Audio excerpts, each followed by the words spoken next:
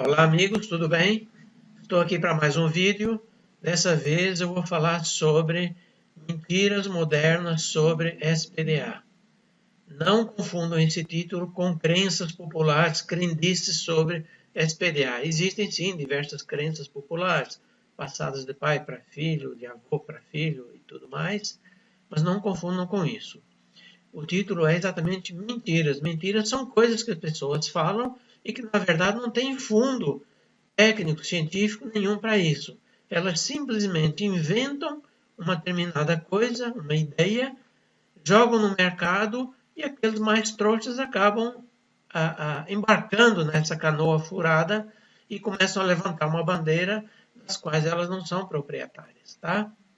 Então, são basicamente três tópicos que eu vou falar. O primeiro é sobre captores milagrosos, o segundo, anéis de cintamento horizontal, 3. Impossibilidade de adequar a instalação da minha edificação à norma vigente devido à quantidade de exigências. E 4. Diferenças entre dificuldade e impossibilidade.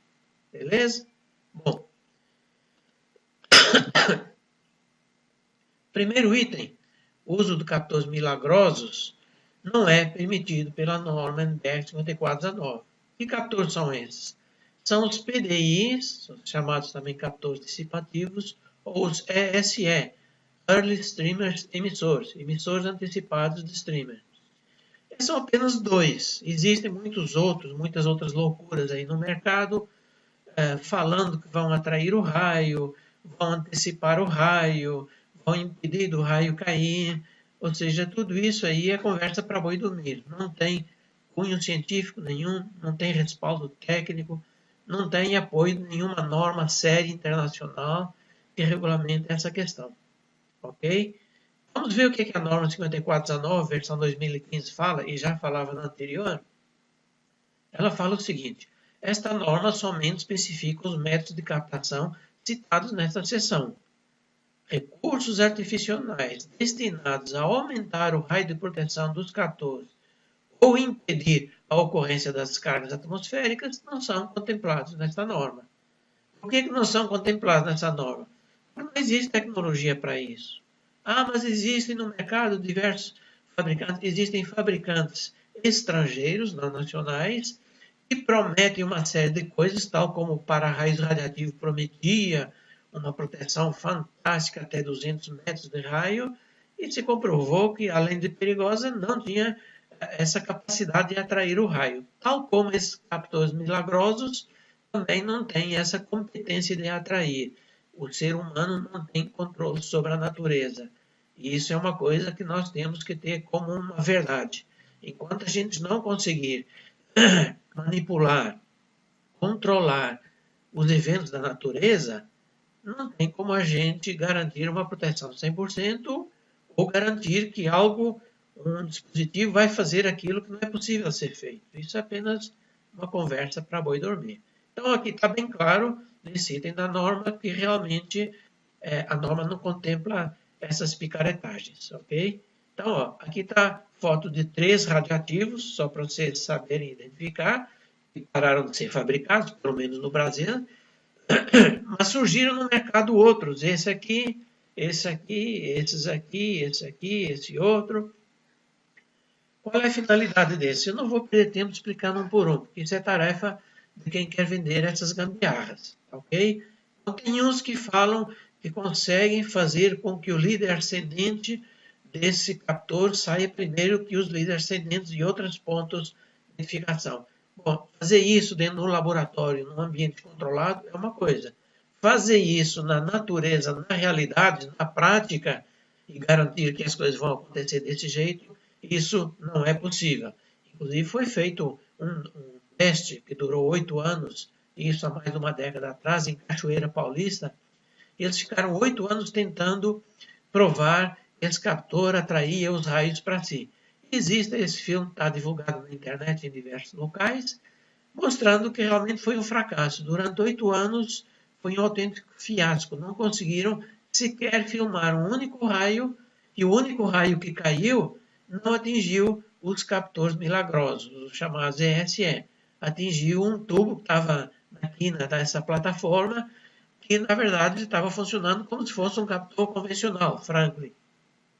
Então, não existe nenhum artigo técnico publicado em alguma conferência internacional que comprove que esses para-raios que atraem ou que repulsam, impedem do raio cair, descarregam a nuvem, qualquer fantasia nesse sentido, não tem valor técnico, científico, nem normativo, nem legal. Então, é um risco, é um perigo colocar isso e, por mais que os vendedores, todos eles são comerciais, pouco técnicos e muito comerciais, garantam que sim, porque pode, porque lá na França, porque não sei o quê, gente, é óbvio que eles vão inventar um mundo de fantasias para tentar te passar a perna, né? Cabe a você, técnico, engenheiro, projetista, se certificar. Existem diversos artigos na internet que falam sobre esses 14. Procure se informar antes de fazer uma besteira, porque a responsabilidade vai ser toda sua, ok? Só lembrando que o Código de Defesa do Consumidor exige que as normas da ABNT sejam seguidas. E a norma da ABNT sobre proteção é 5419. Não tem norma sobre picaretagem, não. Ok? Tal como a NR10 também exige o seguimento das normas da ABNT. Só aí já te deixa bem claro que você não pode usar isso. Ok? Bom, algumas alegações que essas empresas, que são puramente comerciais, não são técnicas, tentam alegar para empurrar o abacaxi deles, né? Primeiro, a norma não proíbe esse tipo de proteção, especificamente. Realmente a norma não tem como proibir algo que não é consenso, não é aprovado, que não tem eficiência comprovada, seja através de laboratórios independentes, seja através de seminários internacionais, seja por qualquer instrumento técnico, científico, legal que comprove a proteção. Já imaginou se a norma tivesse que relacionar todos os captores ou todas as filosofias patéticas que existem sobre proteção? Só isso daria uma norma. Tamanha o devaneio que existe nessa área de querer fazer uma proteção milagrosa, ok? Então, a norma só valida aqueles métodos que estão escritos na própria norma, que são basicamente o método dos ângulos, o método das esferas rolantes e o método das malhas. Para captação é só isso. Outra alegação. Isso é uma tecnologia nova. Mentira. Eu conheci isso há mais de 30 anos. Vai para 35 anos que existe essa farra dessa tecnologia. Não é tecnologia coisa nenhuma. É uma prática que algumas empresas adotam que não tem normas internacionais para ancorar isso, tecnicamente. Então não tem nada de novidade, não.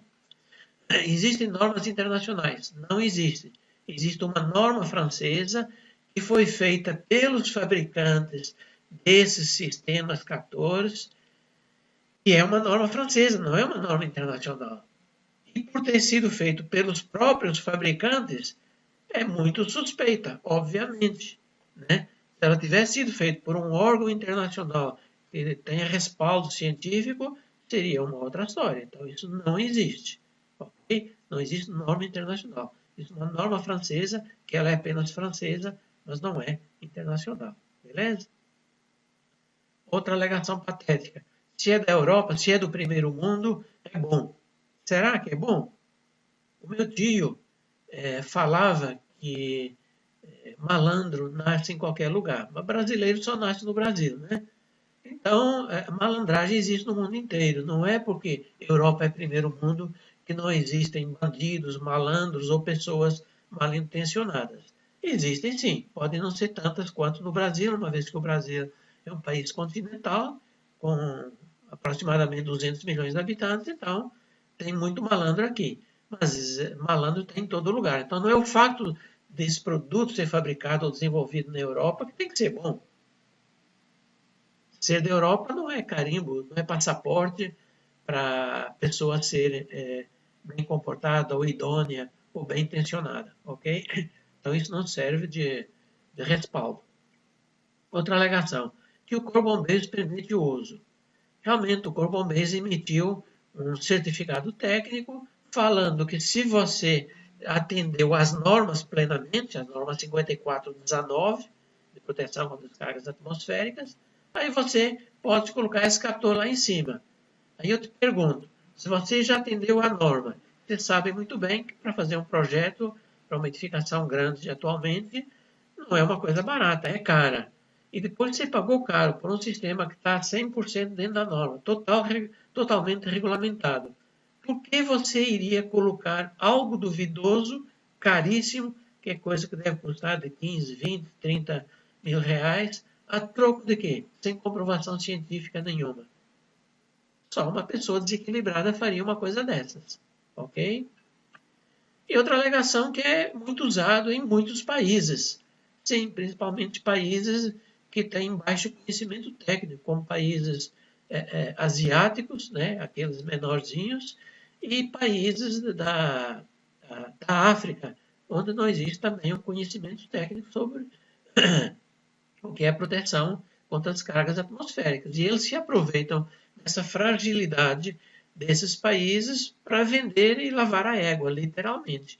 Então, realmente é usado em muitos países. Mas, mais uma vez, isso não é passaporte para certificar que esse é um produto eficiente e que possa ser usado. Ok? Isso é só argumento comercial. Não tem argumento técnico, científico nisso aí. E só mais uma vez lembrando que o Código de Defesa do Consumidor exige que as normas da ABNT sejam seguidas. Você colocando um dispositivo desses, que está claro na norma que não pode ser usado, você já está dando um tiro no pé, com certeza. Ok? E eu gostaria de aproveitar o gancho e falar que isso que nós acabamos de falar sobre esses captores milagrosos é uma crença achar que você consegue controlar o raio, consegue atrair o raio ou impedir de ele cair. Então, vou mostrar para vocês outras crendices que existem para vocês verem que essa dos captores milagrosos é apenas mais uma, ok? Por exemplo, em Minas Gerais existe uma crença popular que se você colocar garrafas PET com água em cima do seu medidor de entrada de energia, você consegue uma redução significativa de energia na sua conta mensal. Isso é apenas crença, gente. Não tem nada de técnico nem científico nisso aí. Mas deixa eu contar rapidamente para vocês uma conversa que eu tive com o técnico dessa concessionária e ele falou para mim, Normando, por incrível que pareça, isso funciona. Por quê? O pessoal do interior, que acorda cedo, né, e volta do trabalho já no iníciozinho da noite, quando eles chegam cansados, eles vão fazer o quê? Vão tomar seu banho, vão jantar, e depois da janta até a hora de ir para a cama, o que eles fazem? Eles ficam sentados na varanda da casa, ou na cadeira, ou na rede, batendo papo, conversando. E é nessa hora que eles sentam ou deitam na rede que eles veem as garrafas PET no padrão e lembram que eles deixaram a luz da cozinha, da despensa, do quarto, do outro quarto, do banheiro, tudo ligado. Aí eles vão lá, desligam essas luzes e voltam de novo para a sua varandinha para curtir o resto da noite. Por isso essas garrafas funcionam. Elas funcionam como lembrete, ok? Não é a garrafa que faz a redução, é o fato do indivíduo lembrar que tem que desligar as luzes, ok? Isso sim, se eu botasse uma placa ali, serviria do mesmo jeito, ok? Então, isso é uma crença popular, tal como esses cartões magnéticos que existem no mercado, feitos com nanotecnologia, que reduz até 30% da sua conta de energia, balababá, tal como os equipamentos que são ligados na rede elétrica, garantindo que vai trazer uma baixa de consumo, uma economia no consumo de energia elétrica ao final do mês, gente. Tudo isso é psicológico. É óbvio que depois que a pessoa compra um equipamento desse, ela passa a ser mais cuidadosa com o uso da energia elétrica e passa a deixar menos equipamentos ligados desnecessariamente, menos lâmpadas ligadas e tudo mais, e acaba realmente acontecendo uma economia, mas por conta da sua ação, não por conta dos cartões magnéticos ou dos equipamentos elétricos que são ligados na rede. E tudo isso é fantasia. Vocês podem ver a quantidade de resultados que eu pesquisei no Google que eu achei. Dessa crendice 148 das garrafas PET, desses cartões magnéticos, 554 resultados e 817 mil, 854 mil resultados, 817 mil resultados de fabricantes de equipamentos que têm a função de economizar energia. Gente, tudo isso está mais provado tecnicamente, cientificamente, que não traz economia de energia nenhuma. Agora você só vai acreditar se você quiser. Eu não posso impedir que você acredite nisso, ok? Essa história aí é a mesma história de fazer regime, né? Então você tem milhares mais de 6.000 resultados de como fazer uma dieta. A dieta da água, da lua, do iogurte, das notas, da sopa, do chá verde, da maçã, do leite, dieta mediterrânea. Gente, todo mundo sabe que para emagrecer você precisa de duas coisas: reeducação alimentar e exercícios. E as duas combinadas. Não adianta só fazer uma ou só fazer outra, achando que vai obter o resultado esperado. Não vai. Tem que fazer as duas, que é queimar calorias e restringir a aquisição de calorias no seu organismo. Aí você consegue, sim, uma redução de peso. O resto, os equipamentos, as receitas milagrosas, as dietas da moda, isso é tudo passageiro, isso é tudo uma fumaça para vender o equipamento que o fabricante quer propor, entendeu? Então, mais uma vez, mais uma crença e achar que os equipamentos por si vão resolver o seu problema. Não vai. Bom, então saímos desse nível das crenças, fiz um comparativo com os captores milagrosos, que eu entendo que é também uma crença, enquanto não houver comprovação científica, é uma crença, ok? E vamos falar mais agora de uma parte mais técnica, que são os condutores horizontais. Os condutores horizontais são exigidos pela norma 5419, que deverão circundar a periferia das edificações, das fachadas das edificações, né? Principalmente no sistema convencional, que tem condutores pelo lado externo da edificação, deverão ser instalados a cada 10, 15 ou 20 metros, de acordo com o nível de proteção do projeto que você está instalando. Na norma anterior era só a cada 20, agora são a cada 10, 15 ou 20, ok? Bom, então isso é exigido, é a tabela 4, a parte 3 da norma, onde isso está explícito que tem que ser feito, ok? Beleza. Aí existe uma crença muito popular, eu tenho escutado isso principalmente muito em São Paulo, mas não só em São Paulo, que os instaladores ou os projetistas não fazem esses anéis horizontais porque não é possível fazer. Aí eu pergunto, se não é possível fazê-los, quem fez esses condutores na fachada? Foi algum extraterrestre? Foi alguma coisa do outro mundo? É óbvio que dá para fazer. Se a empresa instaladora ou projetista seu falam que não vão colocar porque não é possível ser feito, isso só diz que você está com o profissional errado. Então procura um profissional que possa atender esse item da norma também. Existe sim a responsabilidade técnica dele, mas você pode ser corresponsabilizado em caso de acidente, que haja uma perícia e aí vai rolar um processo na justiça. Então, os anéis horizontais têm que ser instalados, são possíveis ser instalados e existem diversas empresas no mercado que fazem esse tipo de serviço. Quem tiver dificuldade de encontrar, pode me mandar uma mensagem pelo meu e-mail que eu respondo, sugiro as empresas que fazem, ok? Bom, agora o item 3. Impossibilidade de aplicar a nova norma. Eu vejo isso mais, aliás, eu vejo isso sempre que a norma muda. Sempre que a norma muda, vem aquela velha ladainha. Ah, não é possível aplicar as novas exigências numa edificação já existente. É sempre a mesma desculpa esfarrapada. Existe sim. As normas, quando são desenvolvidas, elas são desenvolvidas para edificações que já existam e para novas edificações também. Não faz sentido falar que a norma só vale para as novas edificações. Por que nós podemos proteger melhor as novas edificações e as edificações antigas nós não podemos proteger tão bem quanto as novas? É óbvio que exige um esforço maior, mas é possível fazer sim. Isso, na verdade, é uma das coisas que eu faço no dia a dia.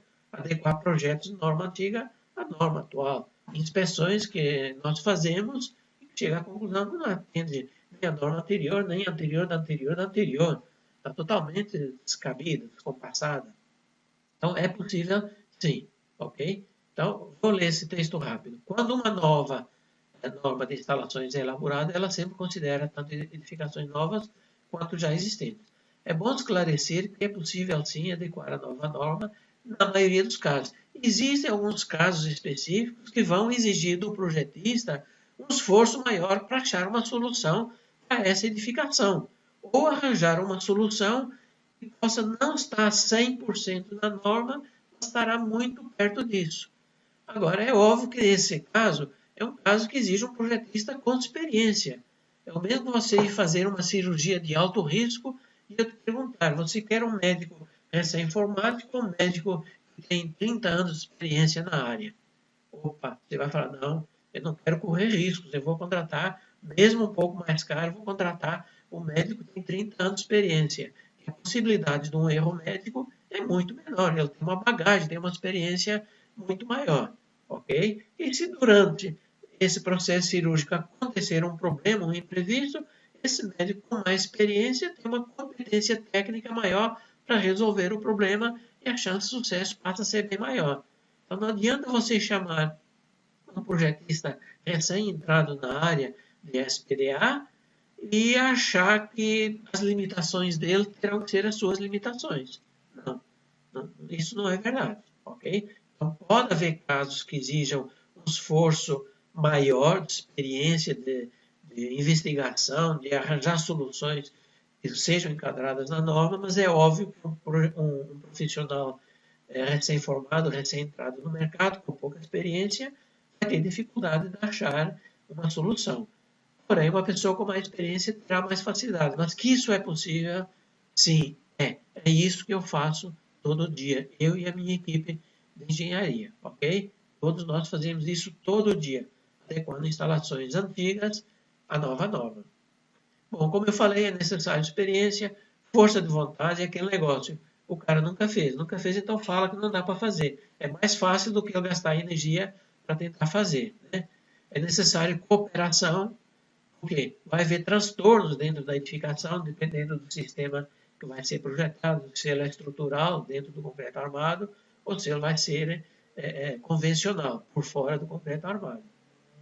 Existem questões estéticas que vai ter que envolver o cliente também. Vai ser necessário dinheiro, nada se faz sem dinheiro. Seja dinheiro para pagar o projetista, dinheiro para pagar o instalador, para pagar os materiais que vão ser aplicados no empreendimento e o laudo final ou uma fiscalização final na entrega oficial da obra. Sem esse esforço todo, não consegue se ter sucesso. Não adianta pegar só um ou dois e achar que vai fazer uma instalação bacana. Não vai ser uma meia boca que vai resolver o problema. Pelo contrário, pode trazer mais problemas, ok? No futuro. Bom, nada nessa vida se conquista sem investimento. Seja investimento de tempo, em pessoas ou outros recursos, como por exemplo financeiros, físicos, maquinário e tudo mais, ok? Apesar de não existir uma lei explícita que te obrigue ou desobrigue a atualizar a sua proteção contra descargas atmosféricas, o Código de Defesa do Consumidor, NR10 e outros regulamentos federais e certificações ISO 14000, 18001, então tem uma parafernália de leis, protocolos, regulamentos que exigem que você siga as normas da BNT, ok? E, obviamente, as normas vigentes. Nunca vi nenhum documento falando, olha, usa as normas antigas, se não der para fazer atual. Isso não existe, isso é fantasia, ok? Agora, rapidamente, mostrar para vocês aqui de como que o mercado é constituído. O mercado, isso é uma denominação minha, okay? É constituído de 4 partes importantíssimas. Todas elas são importantes e basta tirar uma delas para ficar uma lacuna nesse mercado. A primeira é a questão de normas, leis, regras, regulamentos, protocolos e tudo mais. Que é o que a BNT, por exemplo, faz, é o que o Corpo de Bombeiros faz, é o que outras corporações, órgãos públicos fazem. Regulamentam as coisas de como elas deverão ser feitas, ok? Ou seja, as boas práticas que são colocadas para serem aplicadas. Depois, vem uma fatia do mercado também importante, que é a área de projetos, consultorias, inspeções, vistorias, diretrizes, certificações, etc. É o projeto, é o acompanhamento de obra, é a fiscalização, é a consultoria sobre uma opinião sobre a instalação, é a parte conceitual e intelectual do mercado, nessa área específica.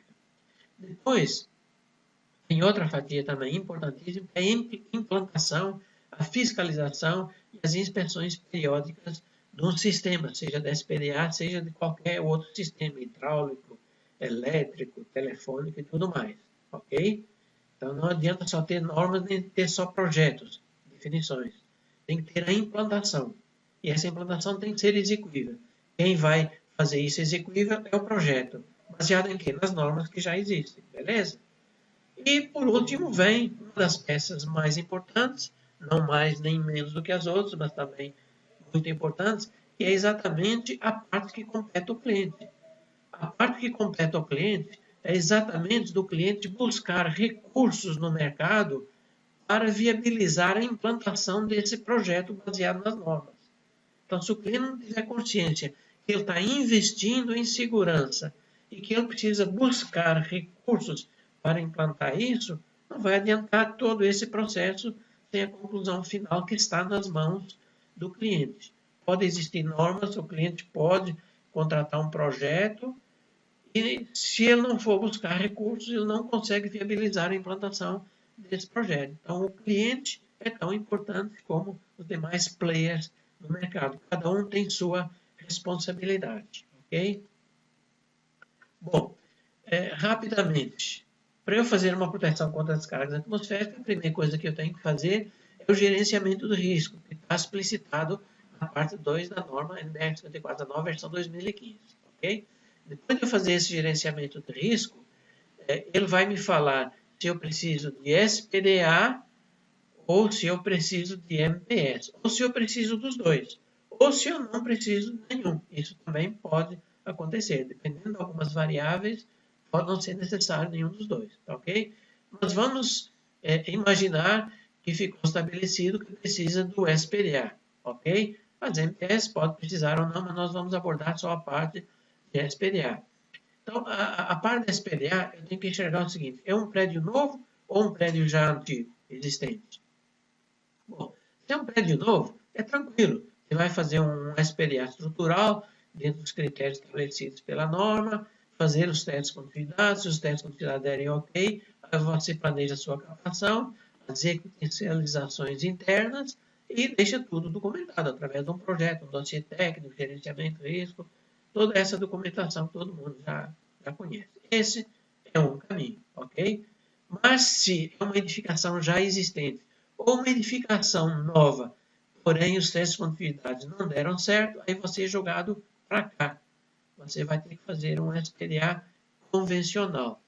Então, se os testes de continuidade não deram certo, ou se a edificação já é existente, ou, por exemplo, é uma edificação de alvenaria autoportante, tijolo sobre tijolo, ou seja, não tem pilares de concreto armado, você tem que ir no SPDA convencional, inevitavelmente, ok?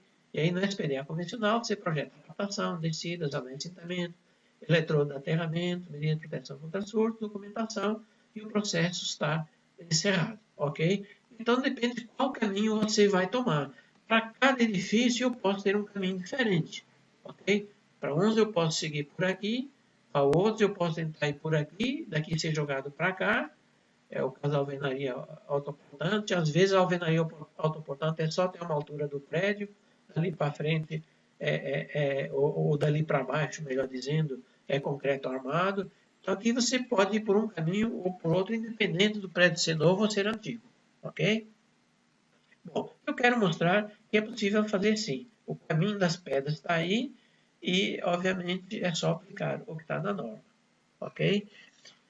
Aí uma palavra que eu tenho escutado demais e vai cair naquelas crenças, né, naquelas mentiras que tem no mercado. Ah, mas se eu for adequar a minha instalação à norma nova, vou ter que sair quebrando o prédio todo.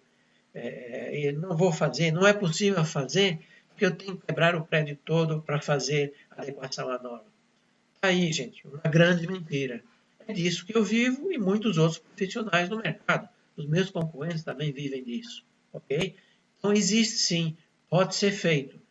Isso pode ser feito para SPDA, como pode ser feito para instalações elétricas, telefônicas, hidrossanitárias, fachadas, impermeabilizações.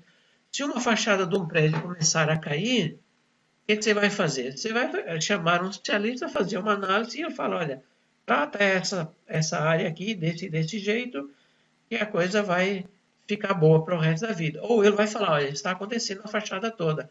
Você não tem que trocar a fachada toda? Se esse problema tiver em diversos locais da fachada, se a sua impermeabilização tiver com diversos problemas em diversos locais, você não vai trocar toda ela, você não confia nela.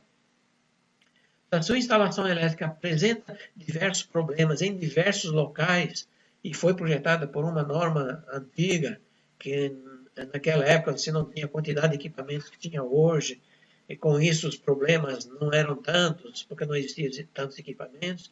Então, todas essas instalações são passíveis de sofrer um retrofit. Retrofit é a atualização das instalações prediais. Existem diversas empresas no mercado especializadas em fazer retrofit. É só vocês procurarem direitinho, gente. Se tiverem dúvidas, me liga, porque eu te indico diversas empresas que fazem retrofit. Inclusive, um amigo meu faz retrofit. De quê? De tudo que você imaginar dentro de uma edificação, ok? Inclusive SPDA. Por que as outras instalações podem ser retrofitadas e o SPDA não pode ser retrofitado? O SPDA, por um acaso, é alguma santidade que não possa ser atualizado? É uma verdade única? Não. Então, você tem que ter em mente também que todas essas instalações existem materiais que têm vida útil, ok? Ah, precisa trocar? Sim. Às vezes é um tubo de PVC que a vida útil dele chegou no final e você tem que trocar a instalação toda por um tubo de PVC ou de PEX ou algum outro material, ou de cobre mesmo, ou algum outro material mais novo que exista no mercado, polietileno, poliuretano ou qualquer encrenca que seja. Então isso é coisa comum de ser feita em prédios antigos. Por que o para-raiz não pode ser feito? Quem fala isso, gente, não é pessoa da área da SPDA. Mas eu não estou falando isso de forma pejorativa. É porque as pessoas que eu conheço que falam isso não são da área da SPDA. São de outras áreas. E como elas não conhecem, nunca acompanharam um projeto da adequação à norma nova, seja a nível do projeto, seja a nível de execução, fiscalização e certificação, para elas é muito mais cômodo virar para o cliente e falar, olha, deixa desse jeito, porque não dá para fazer do outro jeito, não dá para fazer do jeito novo, vai ter que quebrar o prédio todo.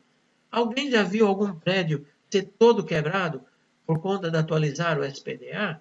Eu trabalho nessa área há 35 anos, até hoje eu não vi um único prédio ser todo quebrado por conta disso. Ah, então quer dizer que não tem nenhuma quebradeira? Tem, gente. Toda reforma, toda atualização de instalação exige um esforço, né? Igual eu falei anteriormente. No SPDA também, algumas obras vão ser necessárias dentro do prédio.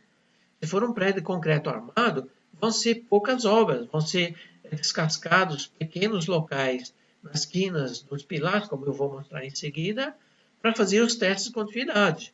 Se os testes de continuidade derem positivo, e tem grande chance de dar, na maioria das vezes dá, mas não 100%, obviamente. Por isso você tem que fazer esses ensaios de continuidade para ver se o prédio é contínuo ou não é contínuo.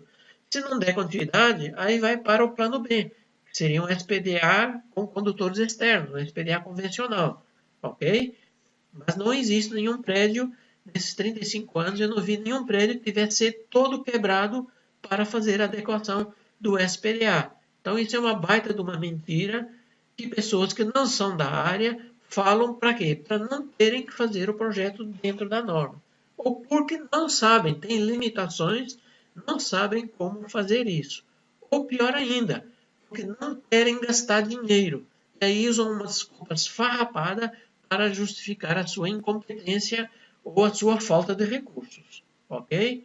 Então, essa é uma das maiores mentiras que está existindo no mercado e eu estou aqui para desmistificar elas. Ok? Então, vejam, é preciso um esforço, sim. Em alguns locais vai ser necessário escarificar o cobrimento do pilar até chegar na ferragem. E aí depois chega na ferragem, você coloca um alicate, injeta uma corrente contínua, faz uma medição com o aparelho e vai validar ou não vai validar. Então nós fazemos esse tipo de serviço e outros profissionais da área também fazem. Se vocês não acreditam em mim, liguem para outras empresas e perguntem se eles fazem esse tipo de teste. E eles vão responder que sim. Então, aí a prova que é realmente uma mentira. Obviamente, é necessário algum trabalho civil, sim, mas nada se consegue sem esforço, não, gente. De graça não tem nem almoço grátis. Alguém vai ter que pagar o almoço grátis, né? Então, uma coisa é a falta de competência das pessoas, seja técnica, seja de recursos financeiros. A outra é falar que essa falta de competência é regra do mercado. Não é. Não é regra do mercado. Tanto é que está na norma, e se está na norma, dá para fazer. E muitos profissionais da área fazem, tal como eu. Ok? Outra coisa interessante que está aí na norma chama dificuldade versus impossibilidade. Não está desse jeito. Eu coloquei desse jeito para dar o foco no que eu quero, né? Eu vejo muitas vezes instalações que a gente vai certificar e a gente dá não conformidade. Quando o cliente chama o projetista ou o instalador, a gente fala, a norma exige isso e isso. Por que não foi feito? Ah, porque não é possível ser feito. Sim, mas não é possível por quê? Ah, porque vai ter que quebrar o piso. Sim, mas existem equipamentos para quebrar o piso. Ah, não, mas as instalações subterrâneas que estão debaixo do piso, que podem ser danificadas, ué, tem solução para isso também. Eu não vou ficar aqui ensinando como se faz um trabalho profissional. Eu fiz isso durante 20 anos, não faço mais, mas oriento as empresas que fazem e quais cuidados elas têm que tomar, até para não cometerem os erros que eu cometi no passado. Dá para fazer? Sim, com o mínimo de danos. Não vou falar que não possa acontecer um ou outro dano numa instalação que não está cadastrada, mesmo sem cadastro, sem projeto das instalações, gente. Dá para fazer um levantamento minucioso antes e vocês descobrirem onde é que está a maioria das instalações. Já fiz isso. Não é uma coisa totalmente às cegas. Depois você faz um levantamento inicial, gasta algum tempo dentro da edificação, você consegue um raio-x muito bom das instalações. E aí consegue fazer uma instalação com o mínimo de danos possíveis. Sem nenhum dano, isso já adianta que não é possível. Né? Mas com o esforço concentrado de ambas as partes, isso será possível sim. Então, o que é uma impossibilidade? E a norma fala diversas vezes, na impossibilidade de fazer isso, faça aquilo. É uma compensação. Tá? Impossibilidade é algo que não é possível ser feito, ou, se for feito, o ônus dessa execução vai ser maior do que o bônus que eu vou ter em fazer essa coisa. Por exemplo, se eu tenho uma subestação subterrânea e tenho que fazer uma malha externa, um eletrodo não natural, e esse eletrodo teria que passar exatamente em cima dessa subestação subterrânea. Então, não faz sentido eu quebrar a subestação para passar esse condutor, ok? Isso é uma impossibilidade. A norma prevê isso na norma. Tanto é que ela permite que o eletrodo de aterramento não natural possa, até 20% dele, no máximo 20%, não estar em contato com o solo. É exatamente uma facilidade que a norma dá para eventuais dificuldades de obra, como subestação subterrânea, caixa de água, caixa de gordura, instalações perigosas que existam. Então, a norma te dá a possibilidade de você executar isso. Isso é uma impossibilidade. Agora, a dificuldade é algo que é difícil de fazer, mas com empenho, esforço e dedicação, você consegue realizar. Por exemplo, quebrar o piso. Isso é impossível? Não. Você encontra no mercado serra clipper, martelete pneumático ou elétrico, marreta. Existe uma série de recursos da construção civil que fazem com que você possa realizar essa tarefa com baixo esforço físico, usando equipamentos adequados. Agora, se você quiser usar marreta no arroz com feijão, fique à vontade. Isso também era possível na época que não existiam essas facilidades. Então, é uma coisa difícil de ser feita, mas não é impossível de ser executada. Então, eu quero deixar bem claro que são duas coisas bem distintas, mas que é possível ser feito sim. Então, essa desculpa de que não dá para fazer porque vai quebrar o piso vai ficar uma cor diferente, porque vai quebrar cerâmica, porque vai ter poeira, sujeira, barulho, vai ter tudo isso. Mas é possível ser feito. Executei isso inúmeras vezes. Isso não é motivo para não fazer. Ok? Por último, queria deixar uma mensagem. Se fizermos todos os dias as mesmas coisas, teremos sempre os mesmos resultados. Então, se um dia você não arriscar a fazer um SPDA dentro da norma, você sempre vai achar que isso é impossível de ser feito. Quem não evolui, não cresce. Então, bons projetos a todos. Obrigado pela atenção de vocês e até o próximo vídeo. Um abraço. Tchau, tchau.